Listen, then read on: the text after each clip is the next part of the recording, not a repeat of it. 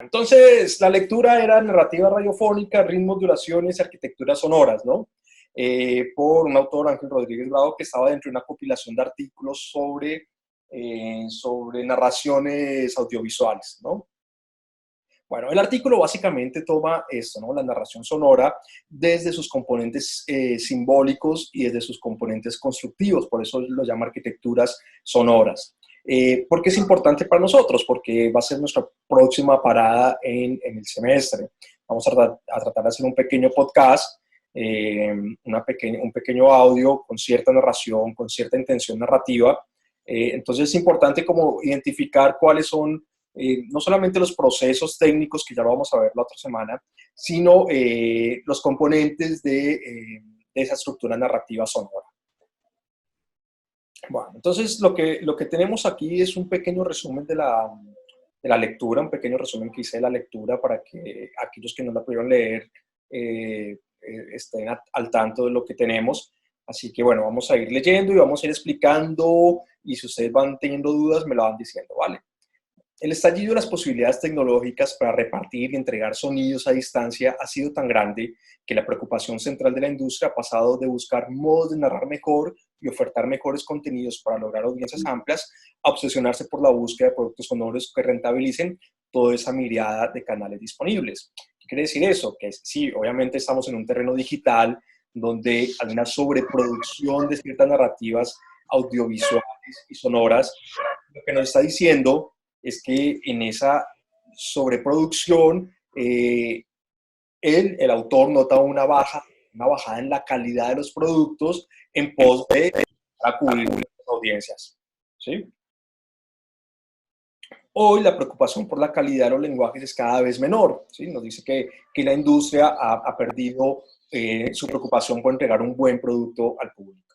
En tanto que la democratización, o quizás sea más adecuado denominarlo el alquiler y la reventa, que hace la industria de la comunicación en todos esos medios, los lleva cada vez más a manos de personas no expertas en lenguajes audiovisuales, con el consiguiente deterioro de la calidad narrativa en sus contenidos. Entonces, también está hablando de, y es algo que sufre toda nuestra industria, que muchas fases de la producción y la comunicación están en manos de gente no experta, ¿no? Eso también tiene que ver con esa idea que siempre nos venden del usuario productor, cuando estamos hablando de medios digitales, ¿no? Que el usuario ya no es un ente pasivo que se recibe la información, sino que también está en la capacidad de producir la información, por cierta democratización de los medios, que no está mal, pero sí hay una pérdida en cuanto al profesionalismo de los productos que se están entregando. Y hoy podemos escuchar mucha gente haciendo podcasts con medios técnicos rudimentarios, que eso no está tan mal, pero a veces sí sin el profesionalismo que implica el hacer comunicación social. Bueno, entonces vamos a hablar de ya cuando él se mete en el tema, y el primer gran punto es el privilegio de contar con sonidos, ¿no? Entonces es toda una argumentación del autor sobre la importancia de la dimensión sonora en los medios de comunicación, ¿no?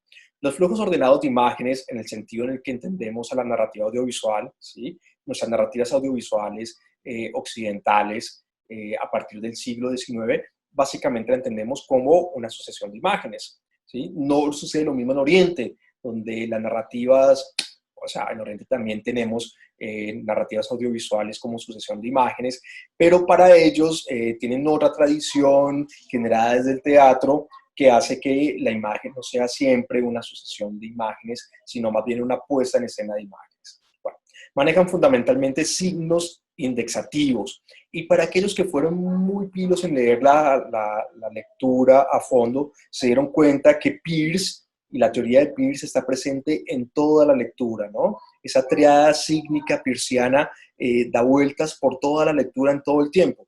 Entonces, para tenerlo bien en cuenta, ¿no? Si se acuerdan un poco de Peirce y sus triadas peircianas, bueno, en este caso, la lectura toma muy profundamente la relación del signo con su referente, en esa triada de ícono, índice y símbolo.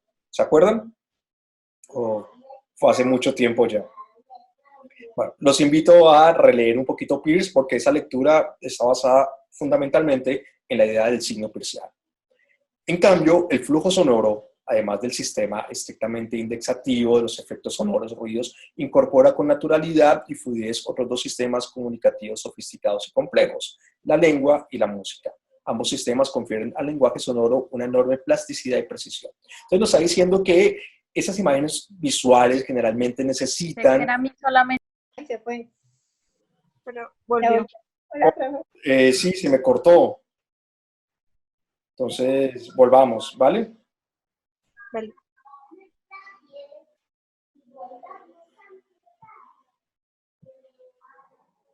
Ok, ¿me escuchan? Sí. Listo, volvemos.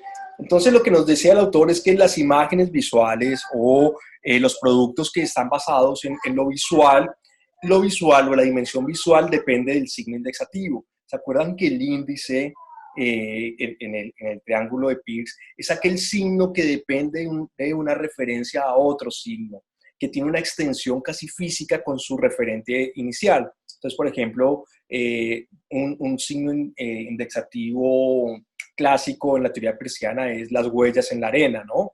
Indicio de que un hombre o un perro o un animal pasó por la playa, ¿sí? Entonces hay como una secuencia física, una relación física con el referente. Entonces nos dice que para que las imágenes visuales funcionen, necesitan de esa referencia física para poderlas entender en cuanto a referencia física espacial, en cuanto a referencia física sígnica, ¿sí? Para que sea entendible el código para todos nosotros. Y nos dice, sin embargo, las imágenes sonoras, no las visuales, el elemento sonoro puede ser indexativo, ¿sí? Pero incorpora además otros elementos mucho más complejos como la lengua y la música, ¿no? Haciendo que estos textos sonoros sean mucho más ricos que lo que podría ser el texto visual, ¿no? Esa es la posición del autor. Y nos invita, los que leyeron, a pensar las películas sin sonido, ¿no? Y nos invitaba a pensar la película del Rey León, por ejemplo, la introducción del Rey León sin el sonido inicial, dice, bueno, es realmente el sonido el que lo da todo en esa secuencia, ¿sí? Si vemos esa secuencia sin sonido, perdemos muchísimo.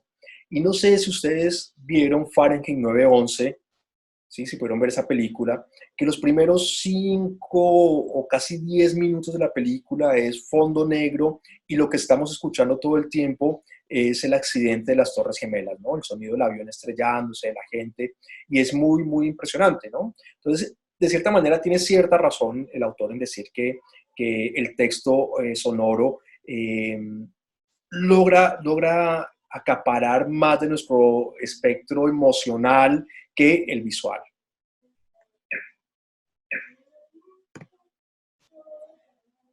El relato exclusivamente sonoro pone todo el imaginario colectivo construido a través de la memoria auditiva a disposición del narrador sin el lastre desorientador de la imagen.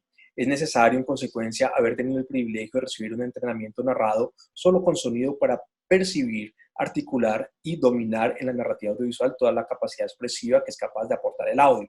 ¿Qué está diciendo él? El tipo se ve que es un profesionalista de primera, ¿no? Entonces nos dice que para que podamos hacer una intervención de un texto sonoro, realmente tenemos que haber sido entrenados en las narraciones sonoras, ¿no? Entonces él está desde su artículo muy, muy en contra de la gente empírica que hace podcast, muy en contra de la gente empírica que hace narraciones sonoras y le está dando todo el peso a esa narrativa sonora en los profesionales.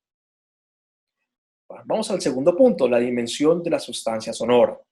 Es necesario diferenciar entre el sonido como un material en bruto que es posible modelar, construyendo palabras, melodías o ruidos, de los objetos físicos que lo producen, ¿no? De la fuente y del objeto sonoro. Ya sean estos un locutor, un instrumento musical o un automóvil o cualquier cosa que produzca un sonido, ¿no? Entonces él ya empieza como a hacer una pequeña taxonomía de este objeto sonoro. Y es fundamental también saber por qué y cuándo es posible desencadenar ese efecto artificioso que permite manipular la mente de los oyentes, haciéndolos sentir que escuchan un caballo donde solo hay un relincho o la presencia de un teléfono donde solamente hay un ring, ¿no? Entonces también nos está diciendo eso un poquito de lo que es el elemento sonoro, que es capaz de dispararnos signos mucho más complejos en nuestra mente, ¿no? y es algo que es sumamente peirciano, ¿no? Es esa capacidad del signo de dispararnos el signo más complejo, que es el signo del referente más complejo en nuestra mente. Entonces, él hace esa taxonomía que vemos acá, ¿sí? Sobre las dimensiones de la sustancia sonora. Entonces nos dice, bueno, hay como un primer elemento que es el sonido, ¿sí? Entonces, hay que pensar el sonido más como el fenómeno físico, ¿sí? Es el resultado de percibir auditivamente variaciones oscilantes de un cuerpo físico normalmente a través del aire, ¿sí? Entonces, eso es el sonido, ¿no? Eso es el sonido. Todo lo que escuchamos en ese fenómeno físico, él lo llama sonido. Después tenemos otra categoría que es la fuente sonora, que es el objeto físico que emite el sonido. ¿Sí? Que puedo, en este caso, por ejemplo, el profesor, el auto que está sonando afuera, mi hija que está cantando abajo, ¿sí? Entonces, ¿de dónde viene el sonido?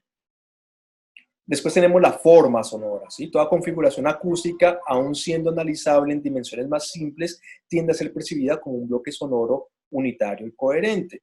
Entonces, la forma sonora ya es cuando ese sonido, ¿sí? Ese sonido que percibimos en el aire, se empieza a configurar como signo que podemos descomponer y que tiene una intención casi narrativa. Y el ente acústico, cualquier forma sonora, ¿sí? Que habiendo sido separada de su fuente original, es reconocida por el receptor como una fuente sonora concreta que está situada en algún lugar de un espacio sonoro. Sería ya el signo complejo que se forma en nuestra mente sobre el ente sonoro. Entonces, cuando escuchamos en un podcast el relincho de un caballo, ese relincho puede ser la forma sonora porque la percibimos ya como un signo, y la idea del caballo que se nos forma en la mente es ese ente acústico. ¿Se ha entendido? Porque esa parte era un poquito complicada en la lectura, entonces quiero saber si quedó claro. Está bien. Sí, profe. El silencio entonces continúo. O sea, profe, la vaina es que, o sea, si yo escucho, por ejemplo, un carro, sé que está pasando, me puedo dar una señal de que está pasando, y otro que en la cabeza, el ente acústico, sé que es un camión. Claro, digamos, vos cuando escuchas un carro, vos entendés los códigos que están en ese sonido y que te permiten entender que hay un carro, ¿no? Entonces, ese entendimiento es la forma sonora. Y la idea de ese auto en tu cabeza es el ente acústico, ¿sí? Recuerden que en Peirce es simplemente es una cuestión taxonómica, es una cuestión de separarnos porque todo el proceso ocurre en un mismo instante, ¿no? Entonces yo escucho el sonido, que el sonido obviamente es simplemente el sonido, yo sé que hay una fuente sonora que lo está emitiendo, ¿sí? Cuando yo entiendo que hay una fuente sonora y un sonido, eso se me convierte en una forma sonora, y cuando esa forma sonora en mi mente se convierte en un objeto mayor, como un auto, un perro, mi hija, el profesor que habla, y ese ya es un ente acústico. Vale. Es sumamente peirciano, entonces para los que por ahí les costó Peirce, yo sé que les va a costar la lectura, pero bueno, para eso estamos, para tratar de darle hilo y de que todos podamos Es entender. como referente, objeto y Sí, sí, referencia, ¿no? Sí, es eso. sí, sí, es el triángulo peirciano, pero Ya. en la lectura él pone el sonido muy en la faceta del signo en función de relación, ¿sí? Si se acuerdan esa parte, que era icono, índice, símbolo. Bueno, pasemos. La capacidad Ya. para separar Es el cualquier objeto sonido. más que todo, ¿no? Dentro de la parte del objeto. Sí, la parte del objeto. Muy bien, Luis. Muy bien, Luis. Dimensiones de la sustancia sonora. La capacidad para separar cualquier sonido de su fuente original y utilizarlo, que es realmente lo que hacemos cuando armamos podcast, ¿sí? Nos valemos de poder separar el sonido de su fuente original, quizás guardarlo para utilizarlo, y aún así ese sonido va a seguir unido a su fuente original, ¿sí? Pero ya de una forma independiente, o bien de asociarlo a cualquier otro objeto o idea distinta, ha abierto unas posibilidades expresivas revolucionarias para todas las narrativas de visual, ¿sí? Entonces, tenemos la capacidad de separar el sonido de la fuente sonora, ¿sí? Y al ser signo, siempre va a estar referido a esa fuente sonora. No importa que lo utilicemos en un podcast, en un video, en un audio, ¿sí? Siempre va a estar referido a esa fuente sonora. Entonces, si yo pongo un podcast, un audio de un perro, pues siempre, aunque no tengamos el perro ahí, siempre vamos a pensar en un perro. ¿Es entendido? ¿Sí? Profe. Bueno, sigamos. Sí, profe. Sí, Perfecto. De hecho, toda construcción de monstruos, seres fantásticos, artefactos futuristas inventados por la comunicación audiovisual deben mucho a ese fenómeno de reasociación creativa inventado por la narración radiofónica. Recuerden que la radio fue experta en hacer eso, ¿no?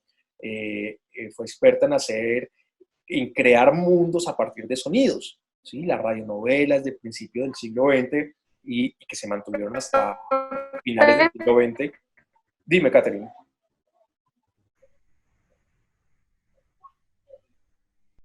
Trompetas que sonaban en Argentina y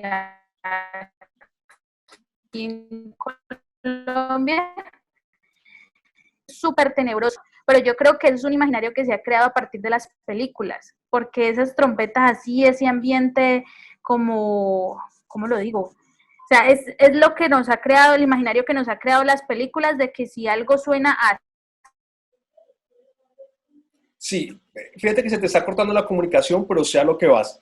También Sí, es tenebroso o va a pasar algo, es como que... yo lo escucho muy cortado, Kate, así que, pero bueno, te entiendo a lo que va, ¿sí? Sí, y culturalmente también asumimos que ciertas melodías las asociamos a ciertos momentos emotivos que nos crean tensión, que nos crean relajación, que también hay un fenómeno físico en eso, ¿no? Nuestro cuerpo tiene ciertas vibraciones que se acomodan a las vibraciones del sonido.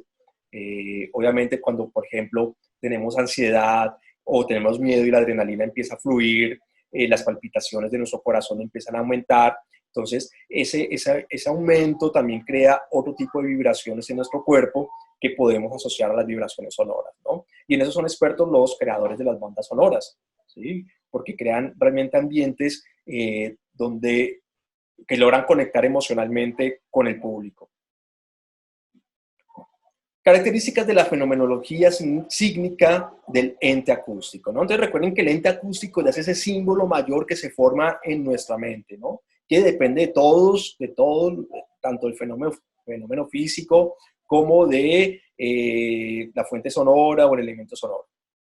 Entonces, ¿cuáles son las características fenomenológicas, no? Recuerden que la fenomenología es el área que descubrió Peirce, que es el cómo se estudian los signos, ¿sí? Entonces, otra vez, una lectura sumamente peirciana. Que los entes acústicos se construyen con voluntad comunicativa, ¿sí? Entonces, ya cuando hay un ente acústico, ¿sí? O yo quiero construir un ente acústico es porque ya quiero significar algo, cuando ya quiero que la otra persona entienda ese sonido como un signo, que le dice algo, que le cuenta algo. Entonces, no puede haber, bueno, está diciendo que casi que no existe elementos sonoros que no signifiquen algo en nuestra mente, que todos tienen una voluntad comunicativa, ¿sí? El perro ladrando, aunque el perro no ladre, bueno, aunque sí, realmente el perro ladra con una voluntad comunicativa, ¿sí? El perro ladrando es un ente con una voluntad comunicativa, el pájaro cantando. Pero digamos, pensemos también en sonidos que son totalmente accidentales. El celular que se cae, ¿sí? Obviamente el celular no nos está comunicando algo, pero en el sonido, cuando ya se vuelve ente acústico, hay una voluntad comunicativa que nos está diciendo que el celular se estropeó, ¿sí? Que tenemos que estar alerta porque quizás nuestro celular se rompió, ¿sí? Entonces, todo sonido cuando se vuelve ente acústico tiene una voluntad comunicativa. Segundo, que a pesar de ser de origen artificial, esa F, se van a dar cuenta que muchas Fs faltan porque al copiarlo, no sé por qué las Fs faltaban. Que a pesar de ser de origen artificial, los entes acústicos estimulan sobre el ser humano percepciones muy similares a las que producen los estímulos de origen natural. Entonces, no importa si es el perro que ladra o la persona que habla, ¿sí? Las percepciones o ese ente acústico en nuestra cabeza funciona igual. Hablando de entes acústicos, se dieron cuenta que los entes acústicos piensen en cualquier sonido y se van a dar cuenta que sin importar el sonido que piensen, siempre va a tener el mismo volumen en su mente. Es una característica muy rara de los entes acústicos. Profe, ¿puedes repetir eso que dijiste? Claro, que no tiene nada que ver con la lectura, es una particularidad de los sonidos en nuestra mente, que los sonidos en nuestra mente siempre tienen el mismo volumen. piensen en una sirena, piensen en un perro ladrando, piensen en alguien gritando o alguien susurrando. En nuestra mente, no importa si es un susurro o si es un sonido que se supone de gran volumen, siempre tiene el mismo volumen. Pueden hacer ese ejercicio. Ustedes no pueden gritar en su mente. Siempre va a tener el mismo volumen ese grito. Y es algo muy raro que tenemos los humanos. Bueno, el narrador sonoro, para componer su obra, interpreta la realidad acústica que lo rodea. Perdón, estamos en el punto 3, ya cuando hablamos de los operadores simbólicos. Entonces él nos dice, el narrador sonoro, aquel que crea la obra sonora, aquel que crea el podcast, hace una interpretación de la realidad acústica que lo rodea, utilizando los 3 sistemas de procesamiento del sonido que tiene a su alcance, ¿no? Entonces, el primer elemento que tiene a su alcance es, obviamente, su propia experiencia directa y primaria como receptor sonoro. Entonces, yo no puedo hacer sonido si nunca he escuchado, ¿sí? Si no sé cómo se configura el sonido. Segundo, sus conocimientos sobre música, ¿sí? Entonces, ya nos está diciendo cómo él, nuestro autor, percibe la narración sonora. Nos dice, bueno, ok, primero hay que tener una experiencia con el sonido, después hay que tener un conocimiento musical y tiene que ver con lo que hablaba Catherine, porque la música nos deja en estados emocionales. Y segundo, hay que tener un dominio de la lengua. Y articula esos 3 motores de producción de sentido a modo de operadores que se combinan para fabricar mensajes. Entonces nos dice que con su experiencia, con su saber sobre la música y con su dominio del lenguaje, empieza a crear narraciones complejas o empieza a crear mensajes dispuestos al otro. Los 3 operadores simbólicos. Entonces vamos a hablar de esos 3 operadores simbólicos. Primero, los efectos. Nos referimos al modo de procesamiento auditivo que permite identificar cualquier forma sonora escuchada en otras ocasiones para asociarla a una fuente, a un espacio o a una situación concreta disponibles en nuestra memoria. Entonces nos dice, en esos podcasts que armamos, en esas narraciones sonoras, los efectos, los que van acompañando, son los que nos van dando anclajes a signos que están en nuestra memoria, ¿sí? A través de ese fenómeno, el sonido escuchado se carga de sentido y sobre todo de valor, de verdad, en tanto que nos conecta con nuestra propia experiencia directa y personal. Entonces, un ejemplo, si en un podcast que quería que analizáramos, en el podcast suena en un punto el teléfono, ¿sí? Es el periodista hablando con un doctor sobre el COVID.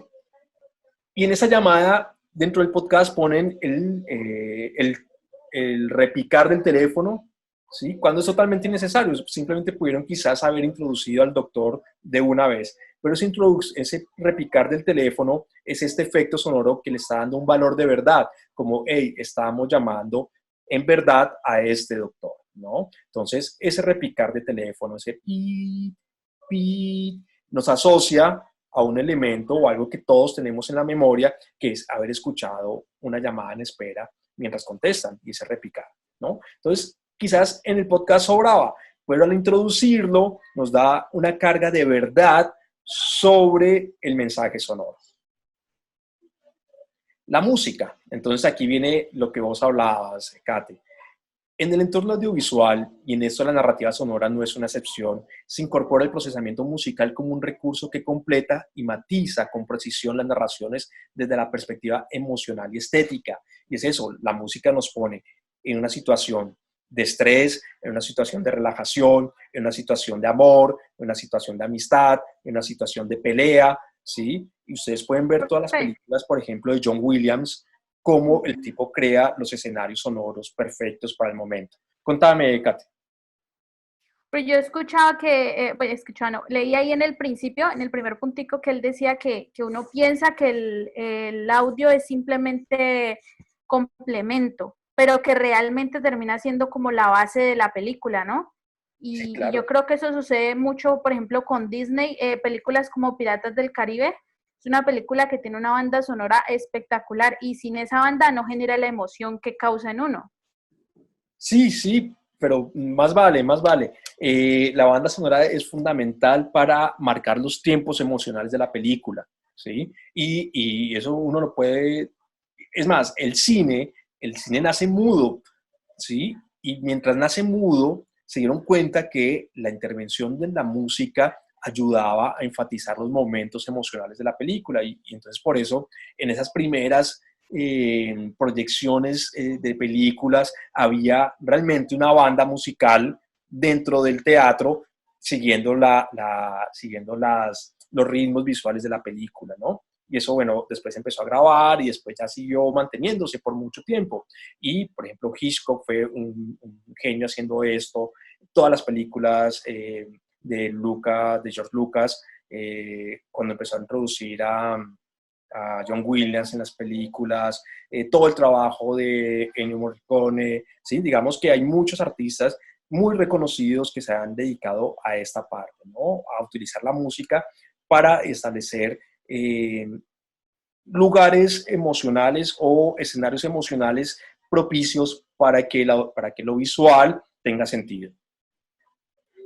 Siempre siguiendo el criterio de quien dirige la narración. Así, el procesamiento musical permite conectar determinadas estructuras sonoras conocidas y accesibles, ¿sí?, con impresiones de tensión, de confusión, de paz, de movimiento, épicas, celestiales, etcétera, ¿no? Es algo que podemos ver en cualquier película y que funcionan también en los podcasts, ¿no? Ese elemento sonoro es el que nos va dando la tensión, el que nos va dando el escenario emotivo ideal.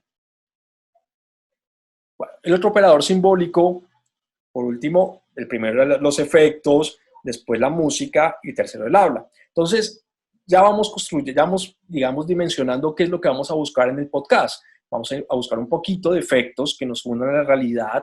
Vamos a, obviamente, utilizar música que nos den cierta carga emocional, ¿sí? Y obviamente el habla, que va a ser la que va a estar encargada del peso argumentativo en el podcast o en la narrativa sonora.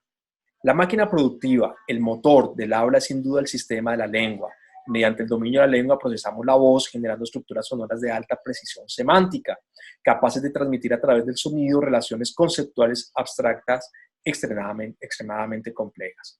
El habla es el sistema simbólico de la narrativa sonora que mejor dominamos, tanto desde el punto de vista de comprensión profunda de su lógica y su funcionamiento como del estrictamente productivo, ¿sí? Entonces, es el habla el que va a estar encargada de cargar sobre sí el peso argumentativo del podcast, del elemento sonoro, ¿sí? Entonces, efectos para unir el podcast a mundos posibles reales, música para establecer emociones y habla para llevar la argumentación. ¿Listo?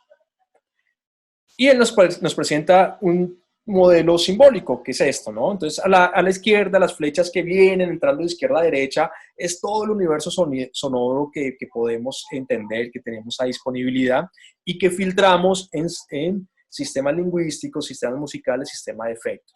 O si quieren, signos lingüísticos, signos musicales y signos de efectos, ¿sí? Entonces, pues obviamente no vamos a tomar todos los sonidos que tengamos en el mundo, en la naturaleza, como efectos, sino que los filtramos y filtramos cuál música nos sirve y filtramos cuál es el elemento lingüístico, cómo ordenamos la lingüística.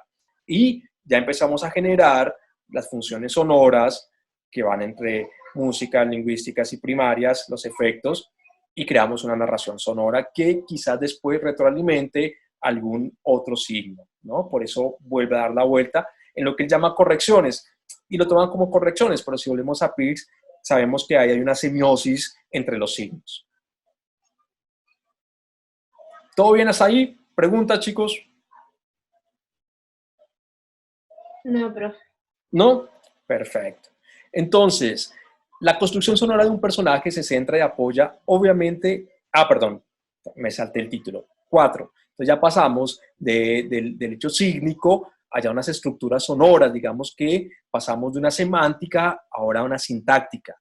Lo de arriba era una semántica, cómo funciona la semántica de la narrativa sonora, y ahora estamos mirando cuáles son, según nuestro autor, esa sintáctica de la narración sonora, ¿sí? Esos elementos que hacen parte constructiva de la narración sonora. Entonces, el primer elemento son los personajes. Entonces, nos dicen, en toda narración sonora tiene que haber una construcción de personajes.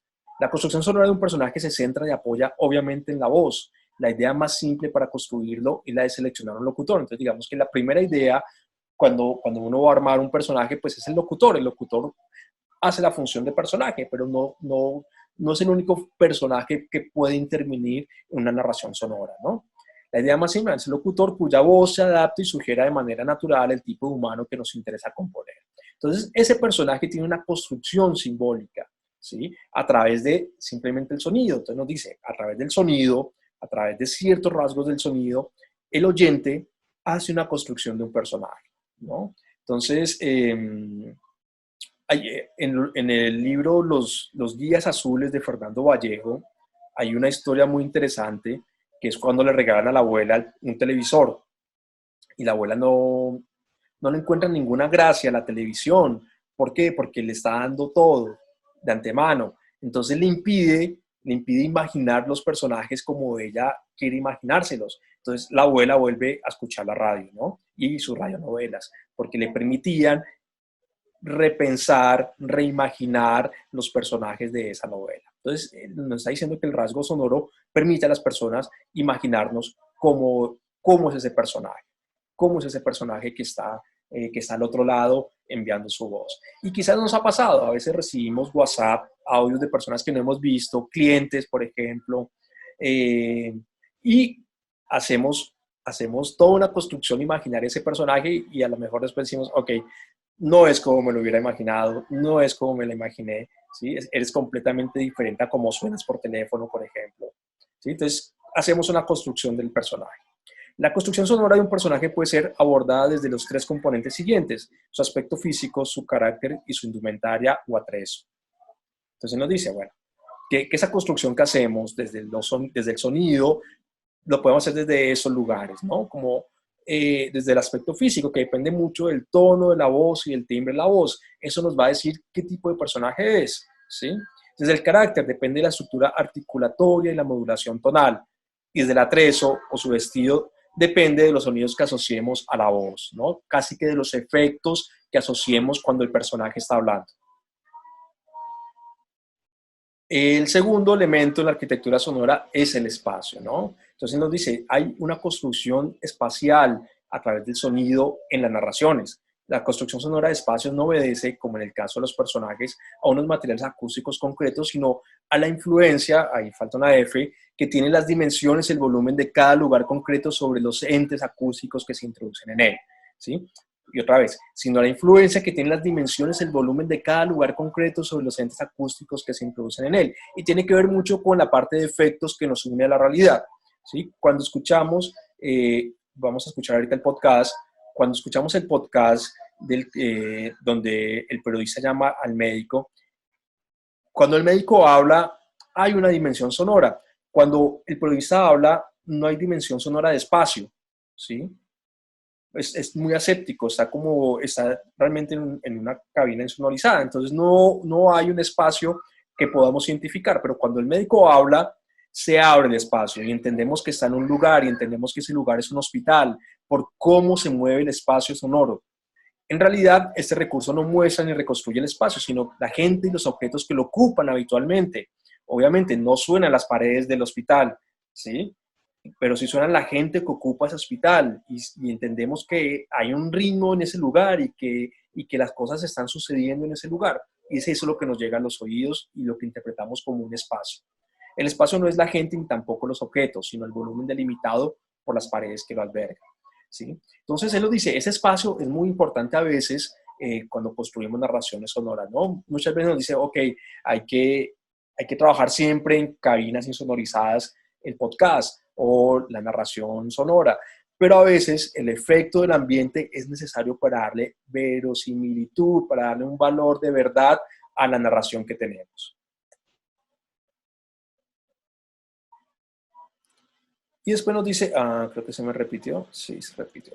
Bueno, que la construcción sonora del espacio depende de esto, ¿no? Primero las distancias, depende del tratamiento de las intensidades, qué tan lejano o cercano vamos a escuchar esa dimensión sonora. La direccionalidad depende de la distribución de sonidos en distintos canales y altavoces, y la sensación volumétrica depende de los sistemas de repetición cíclica.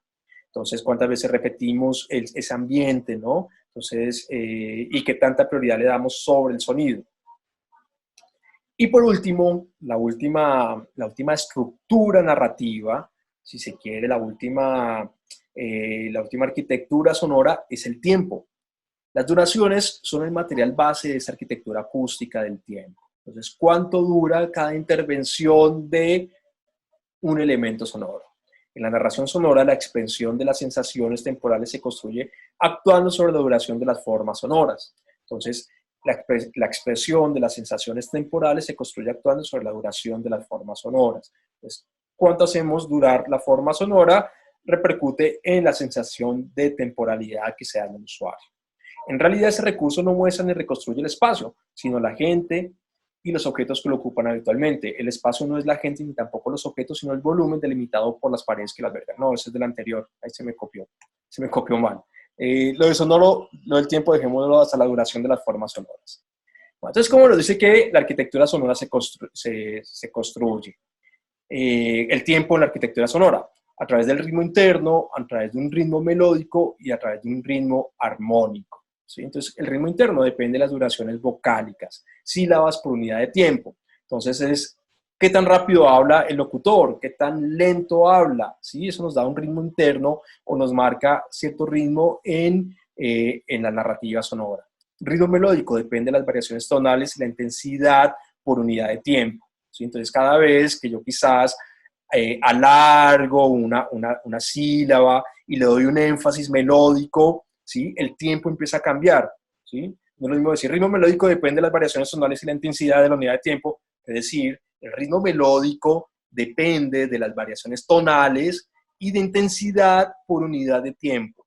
¿Sí? Entonces, esos acentos y esas alargaciones en las sílabas nos va marcando un ritmo melódico. Y el ritmo armónico depende de las duraciones entre cambios sucesivos de la voz. Cambios de sustancia sonora por unidad de tiempo. Listo. Era muy sencilla la lectura, pero nos va dando todos los elementos necesarios para poder construir una buena narrativa sonora. ¿Sí? Elementos necesarios desde la sintaxis, que son esas arquitecturas sonoras de personajes, tiempos y espacios, y desde lo sígnico, que son estas de aquí, que son el habla, la música y los efectos, ¿no? Entonces, los efectos, el habla, la música como elementos simbólicos o semánticos y como elementos sintácticos los personajes, el espacio y el tiempo. ¿Listo? Entonces vamos a hacer un ejercicio y es tratar de analizar, nos quedan unos buenos minutos. Entonces vamos a tomarnos un ratico, ¿sí? Les voy a pasar la URL del podcast que quiero que escuchemos y vamos a tratar de analizar, les voy a ir preguntando uno a uno cada uno de esos elementos sintácticos y de esos elementos simbólicos, ¿vale? ¿Falta un poquito todavía? Listo, profe. Bueno. Listo, entonces vamos a analizar un poquito el podcast. ¿Sí? A mí me gustan mucho los podcasts del país, el país semanal y del país España, o sea, del país, la revista y el diario, porque son muy elaborados. Ustedes se dan cuenta, los podcasts, por ejemplo, de Diana Uribe, pues es Diana Uribe hablando 1 hora y media, ¿sí? Mucho más que ella. Pero los podcasts del país son muy elaborados, son muy bien hechos. A nivel periodístico y técnico me gustan mucho. ¿Sí? Es como lo que yo pienso que quería hacer un buen podcast, ¿no? Tiene mucha profundidad sonora, tiene muchos elementos narrativos y está bueno. Entonces vamos a hablar por ahora, tratemos de identificar los elementos simbólicos de efectos, aquellos elementos sonoros que nos unen a la realidad. Entonces, a ver, vamos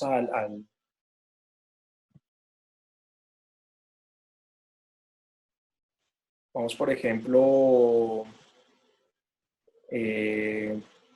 Cristian, ¿estás?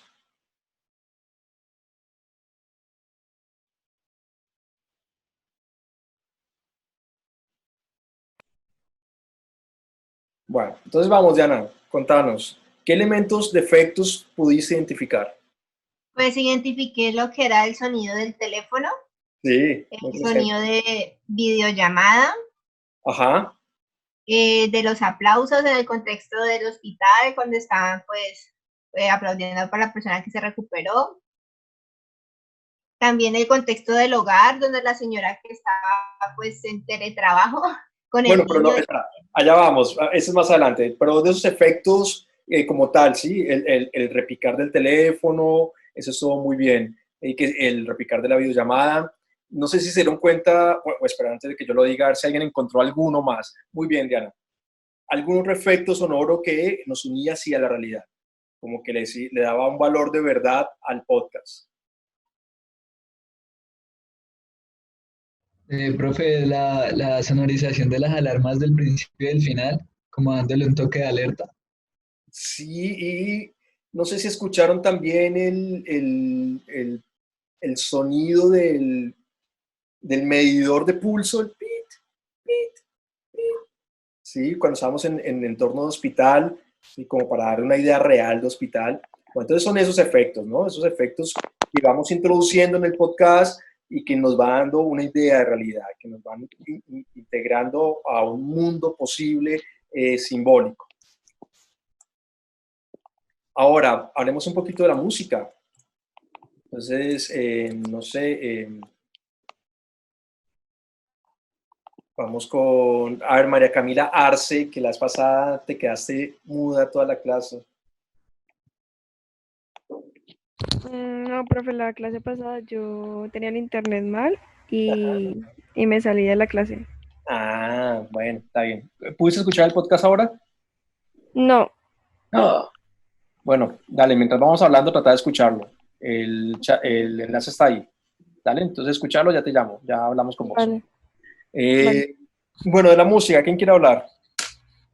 ¿O pudieron identificar? Vamos, Cami. Pues, profe, a mí me... ¿Puedo? Ay, perdón, vamos con Cami que me levantó la mano aquí. Y Ok, tranqui, profe. vamos, Camila, Pantería. Hola, Cami. No, profe, yo no levanté la mano. Ah, bueno, entonces vamos con Jennifer. Algo que a mí me pareció interesante de la música es que significaba las pausas en el podcast y que al final no hubo necesidad que ellos nos dijeran, bueno, hasta aquí llegó, sino que cuando él iba hablando nos pusieron la musicalidad y ya sabíamos que iba a terminar. Entonces creo que esa puede ser una buena Fue estrategia. muy chévere eso, ¿sí? La música nos iba marcando cambios en las narrativas y fue bien interesante eso. Al principio había un poco de música muy atrás de los personajes, no sé si lo pudieron identificar, ¿no? Que también nos está dando como un ambiente un poco melancólico sobre las confesiones o los testimonios de los profesionales de salud. Entonces, hubo como dos manejos de la música y es perfecto lo que decís, Jennifer. Había un manejo en la marcación de tiempos narrativos en la música, que nos decía cuándo había un cambio en la narrativa, cuándo entraba quizás otro tema u otro personaje, y los cierres y aperturas, como ciertas cortinillas, ¿no? Sonoras. Eso estuvo muy, muy, muy bien hecho y está muy bien el aporte de Netflix. Y bueno, también teníamos la música como un efecto sonoro de ambientación, no en todos los lugares, porque se le da prioridad argumentativa al testimonio, pero sí estaba a veces por allá atrás dando vueltas, ¿sí? Que es ideal a veces en la música, que no sea tan prioritaria, sino que nos dé el ambiente. ¿Está bien? Y hablemos un poquito entonces del habla, ya de ese elemento del habla, ¿sí? Ese elemento simbólico, pero que en este podcast estaba presente en todo el momento, ¿no? Pero entonces pensemos en qué tipo de hablas teníamos, qué tipo de argumentaciones teníamos. Entonces, no sé si Luis pudiste escuchar. Se cortó, profe, la pregunta. Te escuché solo escuchar. Ah, bueno, que si pudiste escuchar bien el podcast. Sí, la primera parte se cortó un poco, pero sí, lo demás sí. Bueno, ¿qué tipo, no de personajes como tal, que ya vamos a hablar de los personajes, sino qué tipo de argumentaciones habladas pudiste identificar en el podcast? Pues lo primero, o sea, yo creo que el discurso principal que hablaban los personajes era como tal de hablar de los casos que estaban sucediendo, ¿no? O sea, era informar eso. Dos, pues también vi otros personajes que se enfocaban en ser los médicos, ¿no? Entonces, que era también otra información, pero más cercana a las personas que estaban dentro del escenario. Entonces, Bueno, más que todo era uno. entonces, ¿cómo se arma la argumentación, no? Esto del habla es eso, ¿cómo se arma esta argumentación? Entonces se armaba desde, perdón, Catherine, ¿me querías decir algo?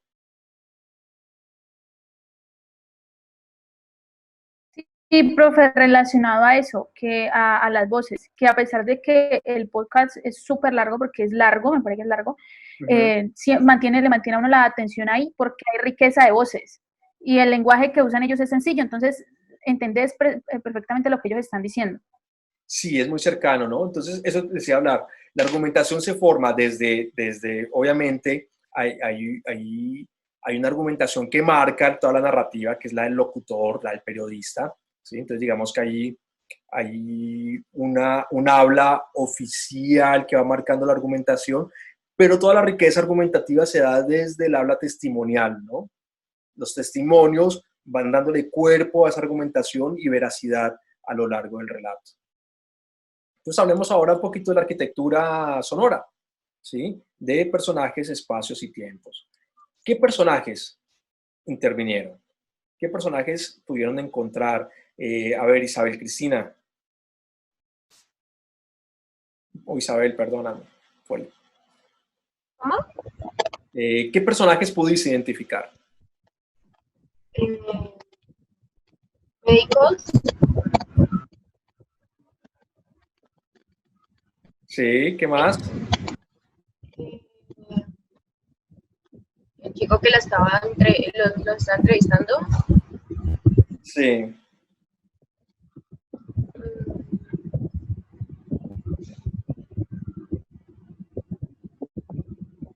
¿Alguien encontró otro personaje? ¿Identificó? María Paula, por ejemplo. mencionaban también como una delegada, ¿no, profe? Ajá, y había también otro señor ahí, otro personaje hombre. Lo identificaron que era el editor del País, semanal. Sí, al principio que mencionaba que por las circunstancias les tocó hacerlo rápido, porque pues normalmente lo que ellos hacen se demora como meses para hacer realizar una buena crónica. Ajá, tal cual, y eso es importante, ¿no? Entonces, fíjense que había muchos personajes construidos, ¿no? Muchos desde su propio testimonio, otros porque se les daba intervención, ¿no? Dentro de la narrativa. Eh, pero había muchos personajes dando vueltas. ¿Ah? En cuanto a voces sumadas en la narrativa, era bastante rica, ¿no? No volvemos, digamos, al caso de Diana Uribe. No es que no me guste Diana Uribe, pero Diana Uribe es un unipersonal de 1 hora, 40 minutos, ¿sí? Aquí hay una riqueza en cuanto a personajes que intervienen muy grande, no solamente por pues, cada uno da su testimonio, sino porque se invita a contextualizar toda la situación. Era bien interesante en ese aspecto.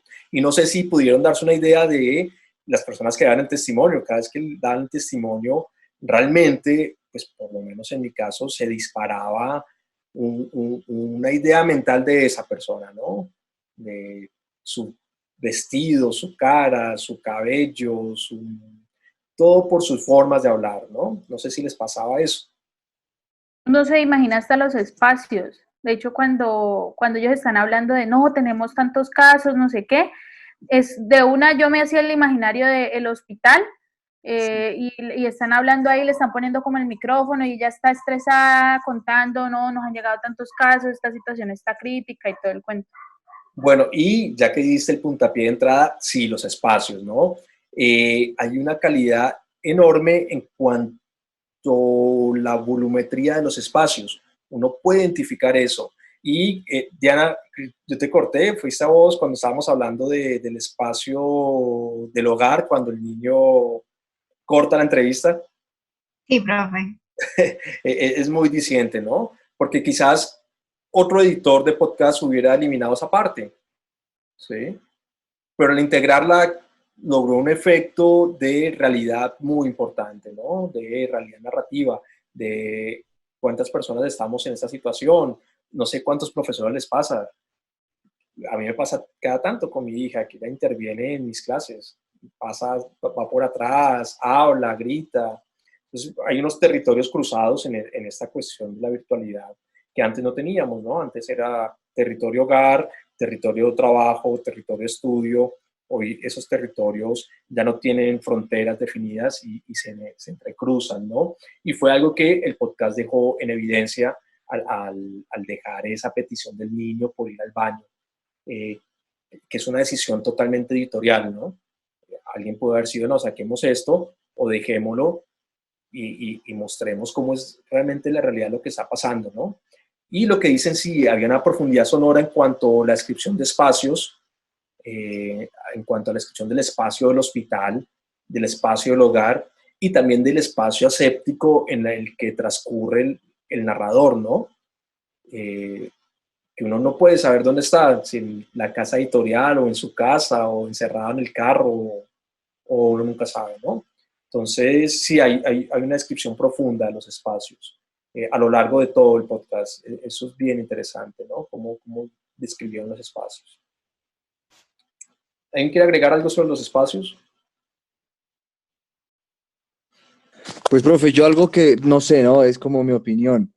La verdad, o sea, el hecho de que se maneje en un solo lugar o no poner un trasfondo, que sí hay efectos, pero un trasfondo como más real en el sentido de cuándo hablan, por qué habla esta persona y en qué lugar se encuentra, se me vuelve como más que todo una entrevista a veces como aturdidora, aburridora.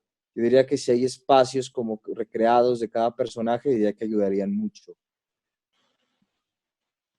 O sea, vos decís que esa unidad con la realidad te aburre, ¿te pareció aburridora? O sea, siento que, por ejemplo, un hospital, o sea, el hecho de que haya unos efectos, y yo cuando he hecho podcast siempre como que me he enfocado en crear la realidad atrás y después el testimonio. Porque a veces, por ejemplo, colocar uno que otro, sí, por ejemplo, el sonido de los teléfonos de un hospital son importantísimos o como el sonido del aparato. Pero yo diría que si uno podría colocar en momentos claves todo el sonido de un hospital en conjunto, ayudaría de manera colosal.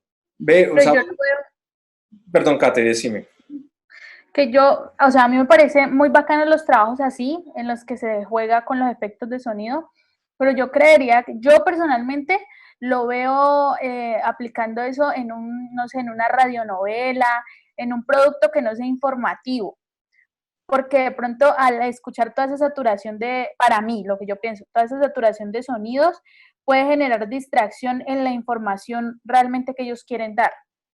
Bueno, y claro, digamos, nuestra materia no es de ética periodística ni ética tecnológica, pero lo que decís, Luis, por ejemplo, a nivel de periodismo, el reinventarse un espacio que no existe, sino que tú lo inventas para el usuario, eso podría ser un quiebre ético en la información, ¿no? Pues puede ser, profe. Soy una antiética.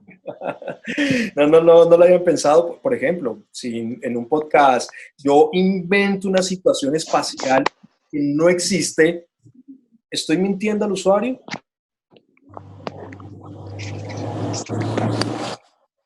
Pues obviamente, pero yo lo que digo es que, por ejemplo, si uno va al hospital y coge sonido ambiente, no es mentira, simplemente es saberlo ubicar, ¿no? Ajá. No. Entonces En yo cuanto diría a lo que que, me dijiste de crear ¿Llegó ambientes. alguien? no, por ejemplo, profe, o sea, es como yo en ese momento voy a entrevistar a un médico, ¿no? Sí. Entonces el médico me dice, dale, ven, yo te voy a hablar para tu podcast, vamos acá afuera. Entonces allá afuera, obviamente no va a sonar el sonido hospital, pero si yo entro y grabo ese sonido y le pongo de fondo atrás lo que dice el médico, no se le puede, no es recrearlo, sino más bien apoyarle. No, igual es una duda abierta, no la vamos a resolver acá. Es una duda que Pues al tenemos final sí, porque está manipulando la información, ¿no? y se O puede sea, tomar así, ¿no? Que hay una sí. manipulación de la información. Por ejemplo, No, usted le eso mete una tiene un ambulancia montón de y no documentales. está la ambulancia, entonces es como que no, usted le quiere poner más dramática la situación, o no sé, o sea, a mí me parece que sí se manipula y que como yo le decía, me parece que esos efectos pueden ser para un producto más artístico que informativo. Bueno, igual está bueno el cuestionamiento y está bueno que se planteen qué tipo de, de producto quieren hacer. ¿no? A ver, Cristian, me estaba levantando la mano. No, preguntándole también a Katherine, entonces digamos que no se podría utilizar música o no sería recomendable utilizar música porque digamos que Claro, eso llega a la emocionalidad. claro, entonces, claro, Sería manipular a la persona a ponerle un estado de ánimo eso, para que eso le escuche la es historia, así. entonces La es como música, la discutible. música está apoyando ciertas estancias narrativas que uno también podría decir, mierda, hasta dónde llega mi deber de informar o hasta si la música está alterando eso, ¿no? Pero bueno, ahí es una pregunta, por eso es una pregunta de cada cual, de qué tipo de producto quiere hacer y ver hasta qué punto de objetividad quieren lograr, ¿no? Porque es verdad, la música cuando se integra con ese propósito de entablar o de establecer reacciones emocionales, está alterando el mensaje, ¿no? Ahora, como lo están haciendo en el país, que es casi imperceptible y la música está marcando más bien los tiempos narrativos de entrada y salida de temáticas, ahí me parece chévere, ¿sí? Pero es verdad, lo que dicen es verdad. Bueno, vamos a dejar por aquí. Me encantó los aportes, la clase. Les voy a dejar otra pequeña lectura para dentro de 8 días, pero no, para que la discutamos también un ratico. Ya es sobre el medio sonoro en medios digitales, ¿sí? Ya más como específica. También es un artículo. Entonces, esta noche se las dejo ahí montadita para que la vean. Y nos vemos el lunes. Si quedamos sin trabajo, sin entrega, yo creo que para el lunes ya deberían tener su nota de corte, ¿sí? Entonces, nada, les deseo una buena semana a todos. Buen fin de semana a todos. Que no los veo hasta el lunes. Cuídense mucho, pásenla muy bien.